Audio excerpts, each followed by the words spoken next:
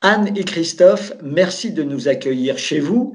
C'est la loi du genre du confinement. On pénètre chez vous et avec vous, on va découvrir vos aventures récentes et puis vos projets aussi pour continuer à créer et à aider d'autres à créer et donc par ce biais-là être heureux. Depuis maintenant pas mal d'années, vous avez créé un concept original. Expliquez-nous de quoi il s'agit. Bonjour. Bonjour. En fait, avec Christophe, on crée ensemble ce qu'on appelle des photopoèmes depuis de nombreuses années. Donc, on mélange l'écriture et la photographie sur le même support. Et c'est issu des différents reportages qu'on réalise à l'étranger pour notre travail. Donc, on revient notamment du Vietnam. Voilà, alors, en général, vous partez à l'étranger, Anne photographie, c'est son métier, et C'est ça. puis Christophe choisit et crée, écrit, avec des caractères particuliers d'ailleurs, et puis il insère dans la photo ses textes. Alors, c'est à la fois plein de poésie, plein d'émotions, ça fait voyager, et vous menez donc cette carrière d'artiste tous les deux. Et puis, à côté de ces activités, eh bien, vous partez aussi en voyage pour animer des ateliers un peu partout dans le monde. Alors, on parlera de Chiminville, dont vous êtes rentré il n'y a pas si longtemps, mais vous êtes déjà allé dans un certain nombre d'endroits. Votre pays de prédilection, c'est quand même Madagascar. Oui, Ouais. on y est allé une dizaine de fois, ouais. Ouais. Alors, comment ça se passe? En fait, sur place, on travaille avec les Alliances françaises, qui sont nos relais sur place. Donc, on travaille surtout avec Tamatave et l'île Sainte-Marie. Donc, c'est des gens qu'on connaît depuis longtemps, hein. Donc, l'idée, c'est de partir avec du matériel créatif, déjà d'une part, pour pouvoir le donner sur place aux enfants qui en ont besoin, parce que, comme on le sait, il n'y a pas grand-chose non plus. Donc, ça leur fait plaisir, en fait, quand on arrive avec des stylos, du papier, des feutres, des crayons, etc. La peinture. Et puis, ouais. Et dans un deuxième temps, en fait, on anime des ateliers. Donc, généralement, ça dure, c'est sur une semaine environ. Et avec les enfants, des écoles environnantes, en fait, qui viennent à l'Alliance française. Et l'Alliance française nous prête des salles pour qu'on mette en place ces ateliers. Qui vous plaît dans ce pays? Pourquoi c'est mieux votre pays de prédilection? C'est un pays qui est attachant, les gens sont gentils, on y est bien. C'est-à-dire que la première fois qu'on y est allé, c'est parce que, en fait, Tamatave, c'est une ville qui est jumelle de Saint-Étienne. C'est un jumelage. Et en fait, on y était allé en fait, pour faire. On avait été mandaté par la ville de Saint-Étienne pour faire un reportage de photopoème sur la ville de Tamatave. En fait, la première fois qu'on y est allé, c'était comme ça. Et ça nous a tellement plu Ouais. qu'on a décidé d'y retourner et puis qu'on y retourne régulièrement, quoi. Donc, vous restez quelques jours avec le matériel et puis une fois parti, eh bien, les animateurs locaux, les enseignants prennent le relais et continuent à faire inventer, créer, s'exprimer les jeunes et les enfants avec lesquels vous avez travaillé. Oui, alors on met en quand, Vas-y. oui, j'y vais. Quand on met en place les ateliers, en fait, on a toujours un animateur avec nous, souvent, hein. Enfin, les gens voient un peu comment on crée, comment on met en place l'atelier, etc. Donc, du coup, oui, c'est vrai qu'après, ils peuvent reproduire les ateliers durant l'année, quoi. C'est le principe. Après, c'est vrai qu'on vient aussi avec beaucoup de matériel, donc qu'on laisse. Donc, on remercie d'ailleurs tous les partenaires qui nous qui aident. nous aident pour le matériel, notamment Canson et les librairies papeteries de Sainté aussi. Et donc, du coup, en fait, avec tout le matériel qu'ils ont, oui, c'est vrai que ça les aide bien pour pouvoir créer durant l'année, quoi. Et là, on Alors, devait y être. On devait être à Oui. Madagascar depuis hier, normalement. ce sera pour l'année prochaine. Une belle mission aussi que vous avez menée en Israël avec là encore des contacts forts. Parce que ces activités que vous proposez, c'est aussi l'occasion de belles rencontres. Ah bah ouais, toujours. On était invité en fait en Ouais. résidence d'artiste à l'Institut français de Jérusalem. C'était il y a 3 ans. Et donc du coup, on est resté 2 mois. Et et on avait travaillé aussi avec l'Institut français de Naplouse. Et pareil, on mettait, enfin, l'objectif de notre résidence, c'était de faire un reportage photopoème sur la ville de Jérusalem, qui ensuite était exposé à l'Institut français, et de mettre en place des ateliers avec le lycée français de Jérusalem et la fac de Naplouse. Beau projet.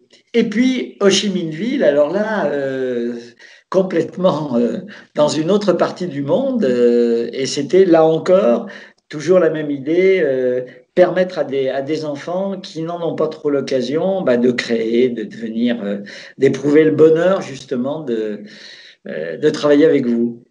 Vous voyez, là, on a travaillé, on a commencé avec le Vietnam l'année dernière, où on a travaillé avec l'Institut français d'Ho Chi Minh, qui nous a mis en fait en relation avec un orphelinat d'Ho Chi Minh. Et là, c'est pareil, on a créé avec les enfants des photopoèmes sur ce qu'ils aiment.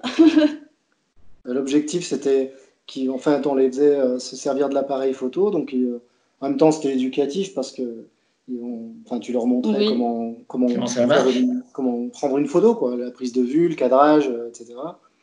On amène toujours une imprimante avec nous parce qu'en fait, il y a de la frustration quand on prend les photos et qu'ils n'en ont pas. Donc, du coup, on fait suivre une imprimante et on imprime les photos sur place qu'on leur laisse, en fait.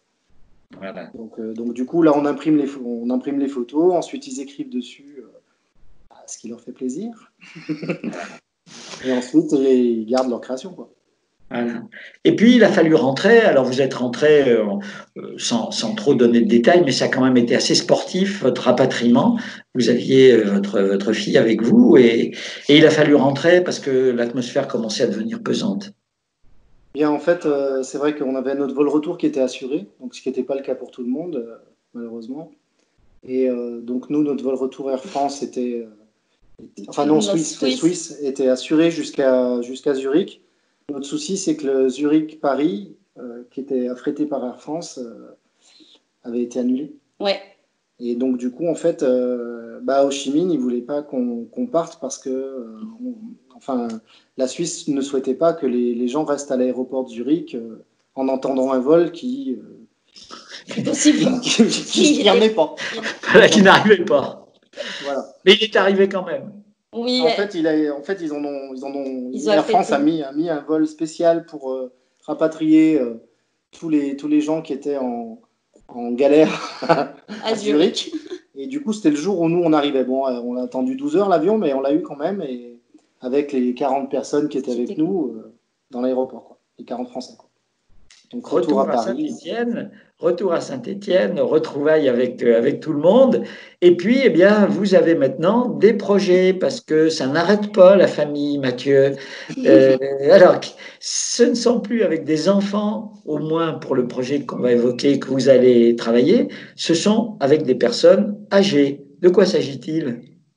Dans le cadre de l'association CAPS, en fait, on met en place des ateliers d'arrêt d'expression donc dans des EHPAD, notamment les EHPAD municipales sur Saint-Étienne. Ça, on le fait à l'année. Ça, on le fait à l'année. Et puis, quand il y a eu le confinement mi-mars, les EHPAD se sont retrouvés avec plus aucune activité parce que plus personne pouvait aller intervenir. Et du coup, il y a eu une dizaine de jours, on a essayé de se pencher sur la question pour voir comment c'était possible de faire venir les activités sans qu'on se déplace. Et oui. Et du coup, Christophe a eu l'idée de mettre en place des visios via Skype, WhatsApp, n'importe quel moyen. En fait, on pose le matériel dans la boîte aux lettres de l'EHPAD et on va faire les ateliers en visio. En visio. Donc, ils ont tout le matériel pour monter la création et ils ont juste la colle, les choses comme ça à apporter, mais c'est tout, quoi. Sinon, tout est préparé et demain, on fait l'atelier tous ensemble. Donc, même Lilou va participer parce qu'on va faire un peu un atelier intergénérationnel dans notre idée. Et on a 4 personnes âgées qui vont participer à l'atelier avec les distances de sécurité respectives. Alors, c'est nécessaire que vous disiez un mot aussi de l'association que vous artistes stéphanois, puisque l'idée, c'est que votre expérience, eh bien, d'autres puissent en profiter. Oui, alors c'est une association qu'on a créée en 2015. 2015. Ouais. 2015.